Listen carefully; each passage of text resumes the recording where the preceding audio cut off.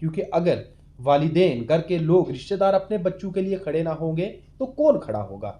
Easy money है। Easy money यानी कि आसानी से कमाया जा सकने वाला पैसा, जिसका अंजाम हालांकि बुरा है, वो ऊपर वाले की नज़र में भी और कानून की नज़र में। ये प्रॉपर्टी सीजर और उसके बाद पीआईटी एनडीपीएस एक्ट के तहत कार्रवाई, ये क्यों लाजमी हो गई, कैसे आगे बढ़ाई जाएगी और किस तरह से और तेज की जाएगी। उन्होंने पिट्स एनडीपीएस का इस्तेमाल पिछले 2 सालों से यहाँ तकरीबन करना शुरू किया है कि कम से कम ये बंदे 6 महीने और 1 साल की मुद्दत के लिए अंदर रहें। कुछ ऐसे भी लोग हैं जिनके पास हमारे पास थोड़ा सा अगर कोई एविडेंस कम था लेकिन वो मुलविस थे या बदनाम थे या इस तरह की कार्रवाइयों में मुलविस रहे, लेकिन कोई हमारे पास डिटेल्स ज़्यादा नहीं थी, तो हमने उन लोगों को पब्लिक ऑर्डर के तहत भी पीएसए में बुक कराया है। वहीं हम लोगों ने 2 ऐसी जो है अनप्रेसिडेंटेड कार्रवाइयाँ की हैं, जिसमें मेंढर में और पुंछ इलाके में 2 अलग अलग केसेस में प्रॉपर्टीज़ जो हैं जिनकी मालियत करोड़ों में बताई जा रही है, वो अटैच की हैं।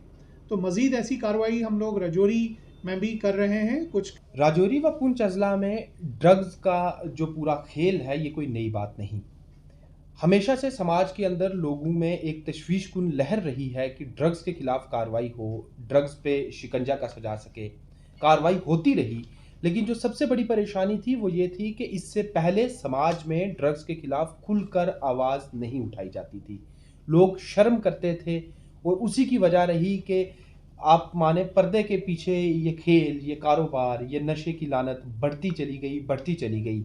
और एक वक्त ऐसा आ चुका है कि पिछले कुछ एक सालों में हमने कई कीमती इंसानी जिंदगियां खोई, और वो इसी वजह से कि समाज चुप रहा।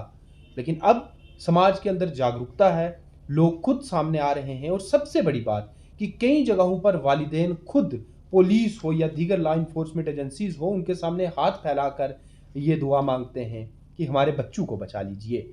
ये अच्छी बात है, क्योंकि अगर वालिदैन, घर के लोग, रिश्तेदार अपने बच्चों के लिए खड़े ना होंगे तो कौन खड़ा होगा। पुलिस तो लॉ इन्फोर्समेंट एजेंसी है, रिहेबिलिटेशन सेंटर्स ने तो कुछ वक्त तक काम करना है, लेकिन असली काम तो घर से शुरू होगा। और जो हो रहा है, जो अच्छी बात है, लेकिन अभी एक लंबा सफर तय करना है राजौरी व पुंछ अजला के समाज ने। इसमें पुलिस का हमेशा से एक अहम रोल रहता है, खासकर उन लोगों के खिलाफ कार्रवाई करने में जो कि इस पूरे कारोबार को अपना धंधा बना चुके हैं, जिनका काम ही यही है कि नशा बेचें, पैसा कमाएं और फिर अमीर बनना है। क्योंकि ईजी मनी है। ईजी मनी यानी कि आसानी से कमाया जा सकने वाला पैसा, जिसका अंजाम हालांकि बुरा है, वो ऊपर वाले की नज़र में भी और कानून की नज़र में भी। लेकिन क्योंकि आसानी से पैसा कमाया जा सकता है, तो इसलिए लोग इस धंधे को अपना धंधा बना लेते हैं। एक धंधे को अपना धंधा बनाना मतलब अपनी जिंदगी को उसमें झोंक देना। पुलिस की तरफ से नशे के कारोबार के खिलाफ एक बड़ी मुहिम चलाई जा रही है, और राजौरी व पुंछ अजला में इसका एक बड़ा असर भी देखने को मिला। आम तौर पर पर्चे लगते हैं, लोगों को पकड़ा जाता है और नशे की खेप बरामद होती है। लेकिन पिछले एक साल में कुछ नई कार्रवाई हुई। वो नई कार्रवाई थी, एक तरफ पीआईटी एनडीपीएस एक्ट, जिसे कि हम पब्लिक सेफ्टी एक्ट का एक नया और सख्त रूप कहेंगे। उन लोगों के खिलाफ पब्लिक सेफ्टी एक्ट से भी सख्त कार्रवाई करनी जो कि नशे की तस्करी में मुलविस हैं। ऐसे लोगों के खिलाफ राजौरी व पुंछ अजला में कार्रवाई हुई। पुलिस की रिपोर्ट्स की बुनियाद पर जो कॉम्पिटेंट अथॉरिटीज हैं, डिविजनल कमिश्नर जम्मू या दीगर मजिस्ट्रेट्स, उन्होंने इस तरह के ऑर्डर्स पास किए, और वो लोग आज सलाखों के पीछे हैं। और दूसरी कार्रवाई जो पहली बार राजौरी व पुंछ अजला में हुई, वो थी प्रॉपर्टी के सीजर की। कई ऐसे लोग जिन्होंने कि नशे के धंधे से करोड़ों रुपए कमाए और फिर उससे प्रॉपर्टीज तैयार की।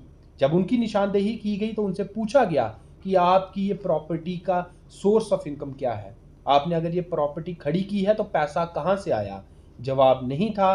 पुलिस को पहले से ही पता था कि नशे के कारोबार में मुलविस हैं, तो कार्रवाई की गई और प्रॉपर्टीज को सीज कर दिया गया। पुंछ जिला में 2 ऐसी कार्रवाई की गई हैं, और हम उम्मीद रखते हैं कि जल्दी ही ये कार्रवाई पूरे रेंज में बढ़ेगी और ऐसे तमाम लोगों की प्रॉपर्टीज को सीज कर दिया जाएगा जो कि नशा बेचकर बनाई गई हैं। मेरे साथ इस वक्त बात करने के लिए DIG Rajouri Poonch range doctor Haseeb Mughal साहब हैं।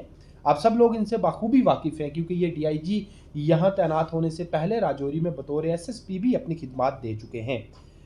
सर, हम रूटीन कार्रवाई की थोड़ी देर बाद बात करते हैं। ये प्रॉपर्टी सीजर और उसके बाद पीआईटी एनडीपीएस एक्ट के तहत कार्रवाई, ये क्यों लाजमी हो गई, कैसे आगे बढ़ाई जाएगी और किस तरह से और तेज़ की जाएगी? देखिए, जब कोई भी इस तरह का केस दर्ज होता है तो कहीं न कहीं ये मुल्ज़िम जो है अपनी बेल हासिल करने में कामयाब हो जाते हैं और जल्द ही बेल हासिल कर पाते हैं। तो मेन मकसद जो पुलिस का रहता है कि वो ये है कि एक्यूज़्ड को ज़्यादा से ज़्यादा और इस तरह के जो पेडलर्स हैं उनको ज़्यादा से ज़्यादा देर के लिए सलाखों के पीछे रखा जाए, आउट ऑफ सर्कुलेशन रखा जाए ताकि लोग उनकी इस अ, गैर कानूनी अमल से बचें। तो उस सिलसिले में हम लोगों ने पिट्स एनडीपीएस का इस्तेमाल पिछले 2 सालों से यहाँ तकरीबन करना शुरू किया है कि कम से कम ये बंदे 6 महीने और 1 साल की मुद्दत के लिए अंदर रहें, जिसमें पिट्स एनडीपीएस की जुरिस्डिक्शन जो है डिविजनल कमिश्नर साहब के पास होती है और वो बेसिक डिटेल्स लेके उनको इसमें डिटेन करते हैं। इसके अलावा जो हमारे पास कुछ ऐसे भी लोग हैं जिनके पास हमारे पास थोड़ा-सा अगर कोई एविडेंस कम था लेकिन वो मुलविस थे या बदनाम थे या इस तरह की कार्रवाइयों में मुलविस रहे, लेकिन कोई हमारे पास डिटेल्स ज़्यादा नहीं थी, तो हमने उन लोगों को पब्लिक ऑर्डर के तहत भी पीएसए में बुक कराया है, ताकि लोग जो हैं थोड़ा अमन की साँस ले सकें, लोग जो है नशा मुक्त कम से कम जो है फ़ील करने लगें। तो ये कार्रवाई जो है मज़ीद और बढ़ाई जाएगी। अभी आपने देखा होगा कि पिछले 2 सालों में ही राजौरी में हमने कम से कम 12 लोगों को एनडीपीएस या पिट्स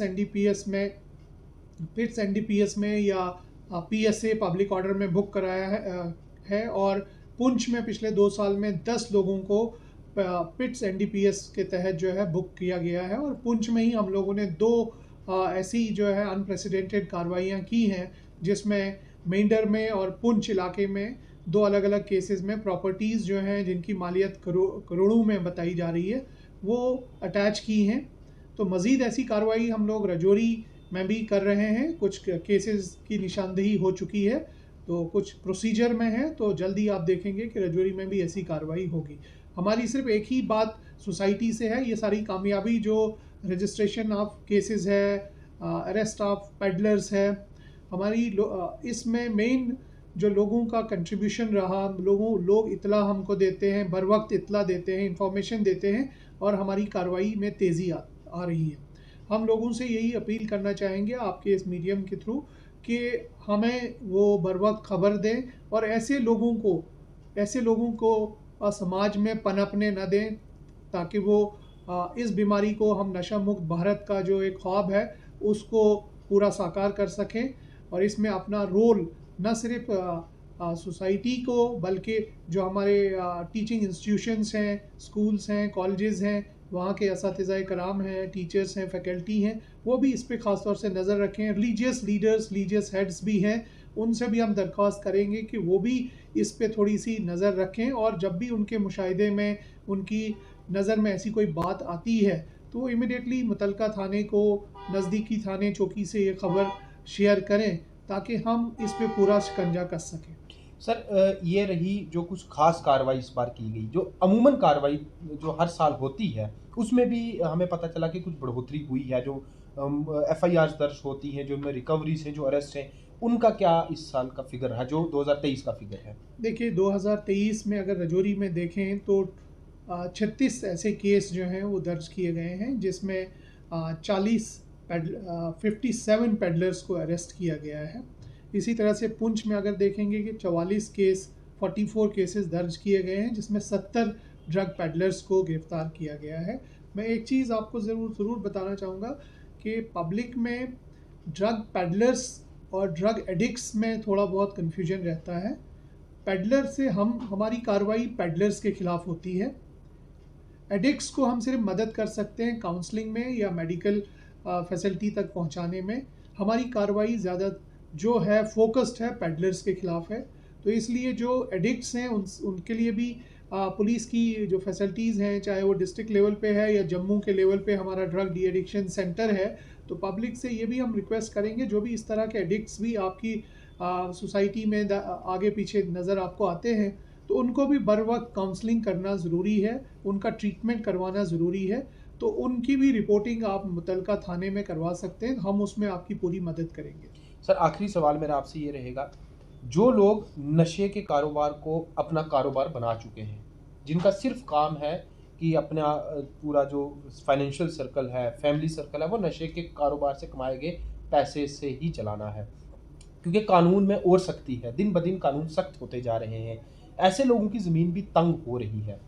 तो बतौर एक पुलिस ऑफिसर आप ऐसे लोगों को क्या मैसेज देना चाहेंगे और उनसे किस तरह की अपील करना चाहेंगे कि आप लोग अब इस कारोबार को छोड़ दीजिए, मेन स्ट्रीम में आए और तरीके अपनाएं अपना खर्चा निकालने के लिए, लेकिन नशे के कारोबार को छोड़ दीजिए क्योंकि अब ज़्यादा देर तक वो इसमें मुलविस नहीं रह सकते।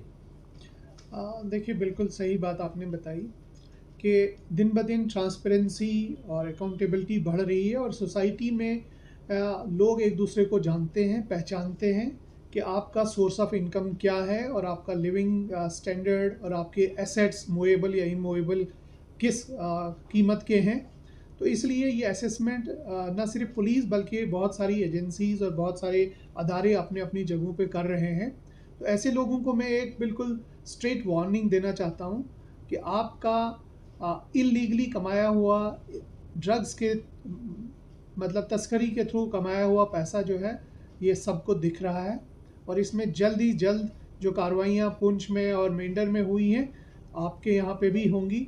तो आप ये ना समझें कि कानून की आंख बंद है या गवर्नमेंट ये चीज़ नहीं देख रही है। तो बेहतर है कि आप कोई लीगल बिजनेस शुरू करें और अपने मतलब सोसाइटी को की तरफ भी एक कंट्रीब्यूशन दे दें। सोसाइटी को जहर ना बेचें बल्कि सोसाइटी में एक पॉजिटिव कंट्रीब्यूशन के थ्रू ही अपनी रोज़ी रोटी कमाएं। तो बेहतर यही होगा कि जल्द अज जल्द आप ये समझें और एक बेहतर नागरिक बनने की कोशिश करें। अदरवाइज़ वक्त दूर नहीं कि आप भी सलाखों के पीछे होंगे। Thank you. ये एक सीधे तौर पे वार्निंग थी DIG Rajouri Poonch range doctor Haseeb Mughal साहब की तरफ से उन लोगों के लिए जिन्होंने कि नशे के कारोबार को अपना कारोबार बना लिया है कि वक्त बदल चुका है, ज़मीन तंग है। जल्द वो वक्त आएगा जब आप भी सलाखों के पीछे होंगे और गैर कानूनी तरीके से आपकी तरफ से बनाई गई प्रॉपर्टी भी जब्त कर दी जाएगी, उस पर मुहर लग जाएगी कि ये प्रॉपर्टी अब हुकूमत के कब्ज़े में है। तो इसलिए बेहतर है कि वो वक्त आने से पहले अपने आप को इस कारोबार से बाहर निकाल लें, समाज में जहर मत बेचें, क्योंकि आज आपने दूसरों के बच्चों को जहर बेचा है, कल आपके अपने बच्चे भी वही जहर खाएंगे। हम उम्मीद करते हैं कि समाज ने जिस तरह से रिस्पॉन्ड किया है, लोग जिस तरह से जागरूक हुए हैं नशे के इस कारोबार के खिलाफ, ये जागरूकता और बढ़ेगी और सबसे बड़ी आवाज़ एक आम आदमी की आवाज़ होगी कि नशे को ज़मीन से ख़त्म करना है और अपने मुल्क को नशा मुक्त भारत अभियान के तहत पूरी तरह से नशे से बाहर निकाल देना है। शुक्रिया।